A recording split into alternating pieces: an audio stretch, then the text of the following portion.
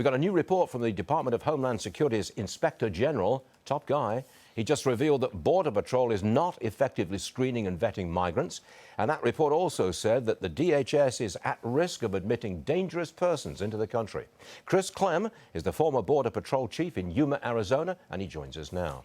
All right, Chris, obvious question. Why are Border Patrol agents not getting the data they need to do proper vetting?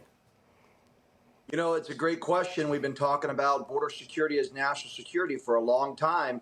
And, you know, this just goes back to the system in place under this administration is not allowing us to have those relationships and record check systems with these countries that are coming in. You know, the ones that we have relationships with, Mexico, Central America, some European countries, we can do some connections. But it really starts with the basic information that agents get from the migrants themselves and our initial U.S. databases. If they're not connected to outside of the U.S., it's going to be very difficult and very challenging. That's why detention is very, very important, that we hold people until we unequivocally know who they are, what their intents are, what their sponsorships up, and what their relationships are. Because right now, as the DHS report shows, the vetting is not happening. It's just basic record checks. Here's an example of where things seem to have broken down. 8 Tajikistan nationals with possible ties to ISIS arrested in New York, Los Angeles, Philadelphia last week. Now, what does that tell you, Chris?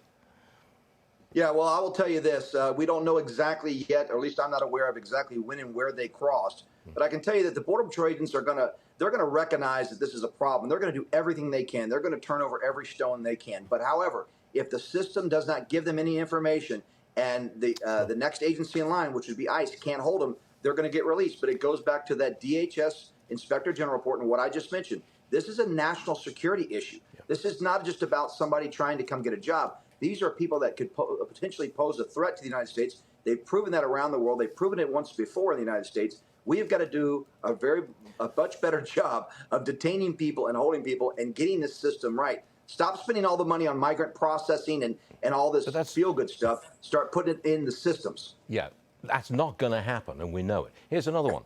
330,000 Venezuelan migrants crossed the border in just the last year. Some have been linked to this violent Tren de Aragua gang, but officials have a hard time vetting these migrants because Venezuela and other countries don't provide any criminal history information to U.S. officials. So, Chris, what do we do with them? Because we can't send them back. Right. So this is where, you know, we're supposed to negotiate with other countries to possibly take them into custody or send them back to other countries.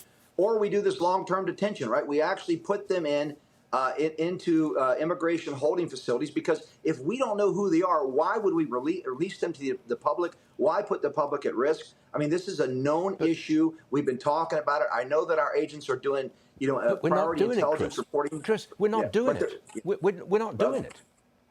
We're still. No, I don't. Just let them in. I'm not arguing with you. Yeah. Now this goes back to, and I think your viewers know, and the American people are waking up. This is a failed policy and a failed approach by this administration. Nothing they have. I'm just going to point out there's a new poll. A majority of voters support deporting illegal migrants, and it makes it a political issue. I think it's the biggest issue in the election. What say you?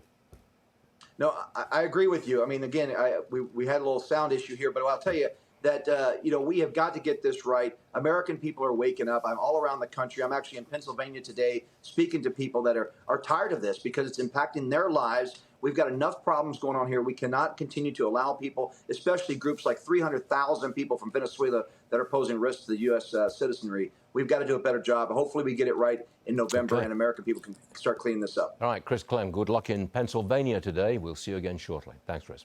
Thank you.